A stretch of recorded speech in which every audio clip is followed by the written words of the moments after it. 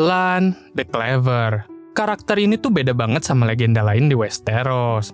Kalau Brandon the Builder itu dikenal karena membangun sesuatu yang besar, Lan ini justru kebalikannya. Dia nggak dikenal karena kekuatan, bukan juga karena sihir besar, tapi karena satu hal yang kadang lebih berbahaya dari pedang, yaitu otak. Dia licik, halus, dan selalu selangkah lebih depan.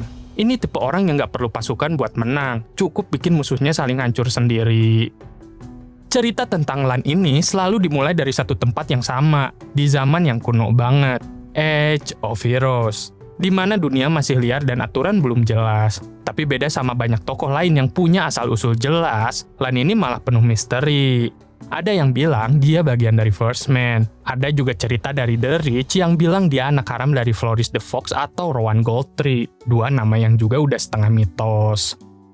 Tapi di Westerland, ceritanya lebih nakal lagi.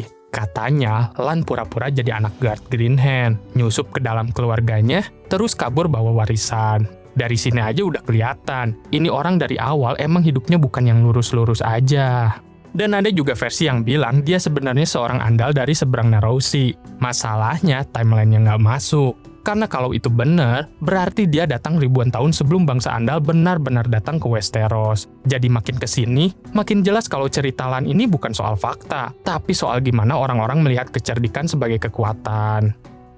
Nah, bagian paling terkenal dari cerita Lan the Clever itu jelas soal Casterly Rock. Ini bukan kastil biasa, ini benteng raksasa dari batu, rumah dari House Casterly yang kaya raya dan kuat. Secara logika, mustahil direbut cuma pakai trik biasa, tapi disinilah legenda tersebut mulai jadi liar.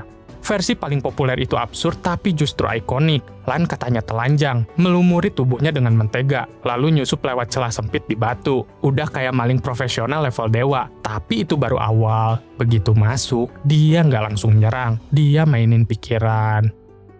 Dia bisikin ancaman di malam hari, bukan suara kayak iblis, mindahin harta dari satu kamar ke kamar lain, bikin jebakan kecil yang bikin orang saling curiga. Keluarga bangsawan bangun tiap hari terlihat makin paranoid, makin gak percaya satu sama lain, sampai akhirnya mereka yakin kastil itu berhantu. Dan tanpa pedang, tanpa perang, House Casterly hancur dari dalam. Itu inti dari cerita Lan, menang bukan dengan kekuatan, tapi dengan bikin musuh runtuh sendiri. Tapi itu cuma satu versi, ada versi lain yang lebih kacau. Katanya Lan masukin tikus dan hama ke dalam rock sampai nggak bisa dihuni lagi. Ada juga yang bilang dia nyelundupi sekawanan singa yang akhirnya membunuh Lord Casterly dan anak-anaknya. Bahkan ada versi yang lebih gelap, yang bilang Lan melakukan hal-hal licik ke para wanita Casterly sampai lahir anak-anak berambut emas tanpa mereka tahu siapa ayahnya. Semua versi ini beda, tapi punya satu benang merah. Lan selalu menang dengan cara yang nggak biasa. Selalu lewat tipu daya, bukan kekuatan. Dan yang paling ikonik, ada cerita kalau rambut emas khas Lannister itu katanya karena Lan mencuri emas dari matahari. Kedengarannya puitis, tapi juga nunjukin gimana orang-orang melihat dia, sosok yang bisa mengambil sesuatu yang mustahil. Setelah Casterly Rock jatuh, Lan nggak cuma berhenti di situ. Dari mulai dia lahirin garis keturunan House Lannister, dan juga katanya dia punya 100 anak laki-laki dan 100 anak perempuan. Angka yang jelas lebay, tapi lagi-lagi ini hanya legenda. Intinya satu, keturunannya banyak banget sampai Casterly Rock gak cukup menampung mereka.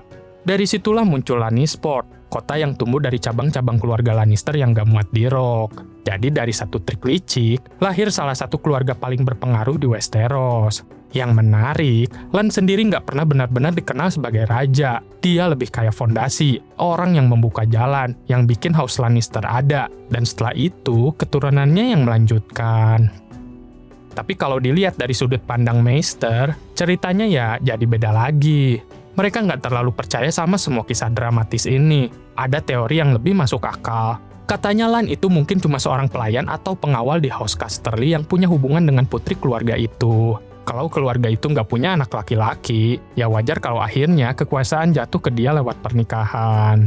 Versi ini jauh lebih realistis, tapi jujur aja, gak seseru versi yang penuh tipu daya dan trik gila tadi. Dan di Westeros, cerita yang seru biasanya bertahan. Makanya Lan the Clever ini jadi favorit para penyanyi dan storyteller, karena ceritanya fleksibel. Bisa jadi lucu, bisa jadi gelap, bisa jadi cerdas. Tinggal siapa yang nyeritain.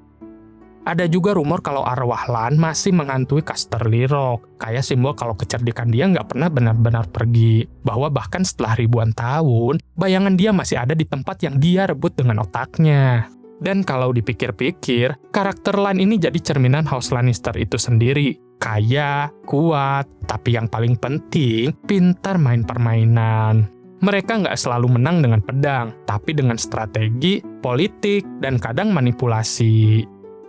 Jadi kalau Brandon the Builder itu simbol kekuatan membangun, Lan the Clever itu simbol kekuatan pikiran. Dua pendekatan yang beda, tapi sama-sama bikin sejarah. Dan mungkin itu kenapa cerita Lan selalu terasa hidup. Karena di dunia nyata pun, orang kayak dia selalu ada. Bukan yang paling kuat, tapi yang paling ngerti cara main. Lan ini tuh tipe orang yang masuk ke rumah nggak bawa senjata, tapi keluar sebagai pemilik rumah itu. Bukan karena dia lebih kuat, tapi karena dia bikin semua orang di dalamnya saling curiga sampai bubar sendiri. Dan itu jujur aja, jauh lebih ngeri daripada perang terbuka. Jadi setiap kali dengar nama Lan the Clever, ingat satu hal. Ini bukan cerita tentang kekuatan, ini cerita tentang kecerdikan yang dipakai sampai batas paling liar. Dan di dunia seperti Westeros, kadang yang paling berbahaya bukan naga, bukan pedang, tapi otak yang gak pernah berhenti mikir cara buat menang.